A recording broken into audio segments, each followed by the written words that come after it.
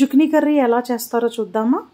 After cutting the vegetables అండి, నేను only మిర్చి స్లిట్ మాత్రమే చేశాను. ఎందుకంటే చిన్నవిగా కట్ చేసినప్పుడు పాపకి అవి పంట కింద తగులుతాయి.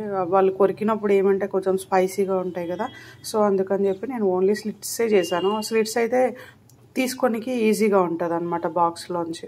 వైట్ సేసమే ఆయిల్ అండి, కొంచెం యాడ్ చేసుకుందాము. అదండి జీలకర్ర,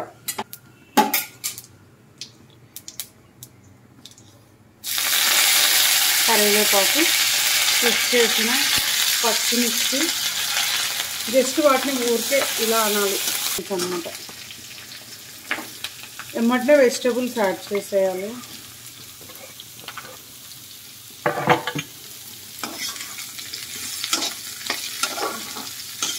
ఒకసారి మిక్స్ చేసుకుందాం.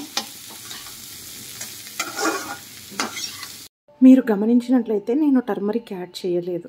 మళ్ళీ ఎక్కువ కుక్ అవ్వద్దండి. 5 to 7 minutes మనం లిడ్ పెట్టి కుక్ చేసిన తర్వాత సాల్ట్ వేసేసి టర్మరిక్ వేసేసి, మీరు ఇంకెవరన్నా కొంచెం చిల్లీ పౌడర్ యాడ్ చేసుకోవాలనుకుంటే చిల్లీ పౌడర్ యాడ్ చేసేసుకొని తీసేయటమే, ఇంకా అయిపోయినట్టే అండి. ఇదిగోండి 5 minutes తర్వాత ఇలా మగ్గింది.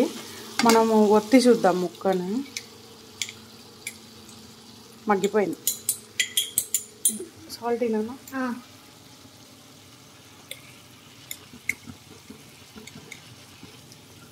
నేను కర్రీకి సరిపడా సాల్ట్ యాడ్ చేస్తున్నాను. అది వచ్చేసరికి టీ స్పూన్ అండి. 1 teaspoon ఆఫ్ సాల్ట్ వేసా. తులసి కొంచెం పసుపు అయినా.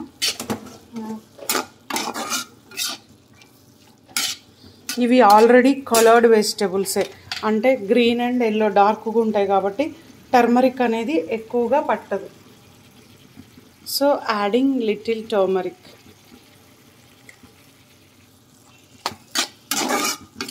ఒకసారి మొత్తం మిక్స్ చేద్దాము. మిక్స్ చేసి బంద్ చేసేద్దాం.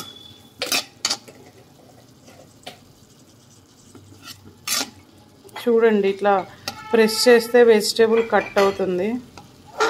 అయిపోయింది కర్రీ. మేము ఇట్లానే హాఫ్ కుక్డ్ వెజిటేబుల్స్ తింటామండి. గుడ్ ఫర్ హెల్త్, అండ్ దీనిలో ఉన్న విటమిన్స్ కానీ ఏవి ఎక్కడికి పోవు. బంద్ చేస్తున్నా. That's it. Thank you for watching.